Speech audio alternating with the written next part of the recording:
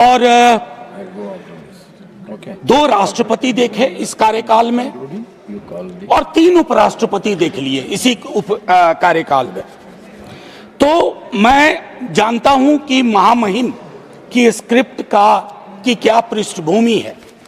I am aware of it, I am aware of the tradition, but what worries me as a citizen that why can't we sit down and change these kind of traditions।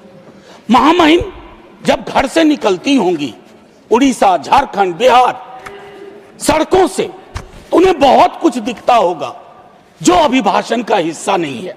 मेरे पास वक्त ज्यादा नहीं था महामहिम, थोड़ा माननीय सभापति महोदय, मैंने सोचा कि मैं प्रोज में अक्सर बोलता हूं, आज पोइट्री में बोलूंगा और बाद में अगर हमारे साथियों को दिलचस्पी हो तो मैं कवि का नाम भी बता दूंगा। बहरहाल मैं इसलिए कह रहा था कि जब वो निकलती होंगी महामहिम तो आय की असमानता के दर्शन होते होंगे। हमारे गणराज्य की नैतिक आत्मा है सामाजिक न्याय, उससे भी रूबरू होती होंगी अपने पुराने दोस्तों से बातचीत के आधार पर। माननीय सभापति महोदय, 28 जनवरी ये एड्रेस हुआ, 29 जनवरी को 2 चीज हुई है और मैं सभी सदस्यों का ध्यान आकृष्ट करना चाहता हूं। उसके बाद मैं कविता के अंश पे आऊंगा।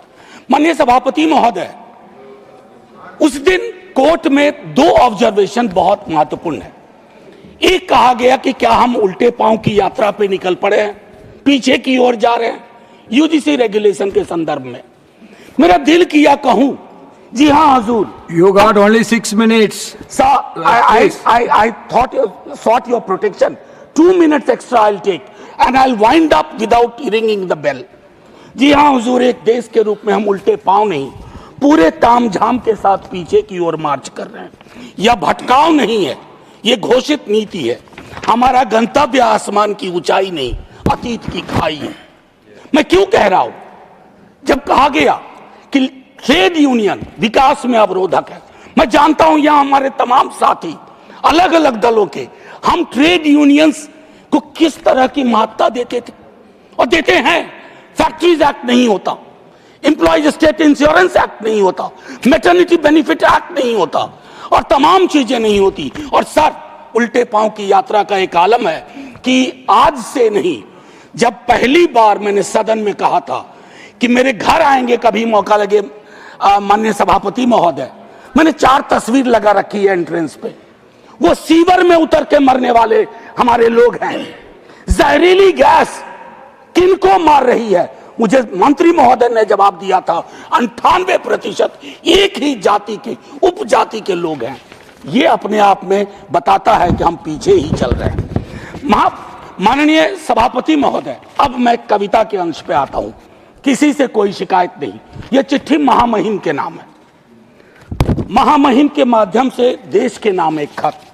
मेरे प्यारे देश, ये सबके पते पे एक साथ पहुंचे। यह खत किसी एक के नाम नहीं, न सत्ता के दरवाजे पर दस्तक, न विपक्ष की मेज पर जगह की मांग, न तालियों की उम्मीद, न इतिहास की फाइल में कैद होने की चाह। यह खत उन सब के नाम है जो बोल रहे हैं, जो चुप हैं या इन दोनों से विलग हैं। हे प्यारे देश, काफी समय से महसूस करता हूं कि हमारे बीच का मौसम भारी हो गया है। हवा में सवाल कम है, शक ज्यादा, संवाद सिकुड़ गया है, पहचाने हांफने लगी हैं। अब हम एक दूसरे को नाम से नहीं, खानों में रख के, बाड़ों में रखकर पहचानते हैं। पड़ोसी नहीं रहता, वो किस तरफ है हम ये जानना चाहते हैं। नफरत अब अचानक नहीं फूटती, उसे सोच समझ कर उगाया जाता है। किताबों में, बहसों में, व्हाट्सएप की सुबहों में और चुनावी बिसातों पर। मेरे प्यारे देश, डर यह नहीं कि जहर फैल रहा है, डर यह है कि लोग इसे ही अपना जीवन समझने लगे। जैसे यही हवा हो, यही भाषा, यही भाव, यही नियति। मैं ये खत इसलिए नहीं लिख रहा हूं मेरे प्यारे देश कि तुम बदल जाओ। इतिहास इतने तीव्र मोड़ नहीं लेता, मैं जानता हूं। मैं बस इतना कहना चाहता हूं कि तुम यह मान लो कुछ गलत हो रहा है। हर असहमति देशद्रोह नहीं, हर सवाल दुश्मनी नहीं और हर चुप्पी समझदारी नहीं होती। यह खत उन माँ बाप के नाम भी है जो बच्चों को नफरत के साथ डर सिखा रहे हैं, उन शिक्षकों के नाम जो सच से हिचकते हैं, उन नेताओं के नाम जो आग लगा सकते हैं, बुझाना नहीं चाहते। और हाँ, यह खत मेरे अपने नाम भी है, क्योंकि मैं भी कई बार थक कर चुप हो गया। मेरे प्यारे देश, अगर मौसम पूरी तरह ना बदले तो भी चलेगा, बस इतना हो जाए कि लोग पहचान लें कि वे बीमार मौसम में जी रहे हैं, क्योंकि पहचान के बिना इलाज सिर्फ एक बहाना है। इस खत को संभाल कर रखना, इसे किसी फाइल में मत डालना, इसे शोर भी मत बनाना, बस पढ़कर थोड़ा ठहर जाना, शायद यहीं से बदलाव की शुरुआत हो।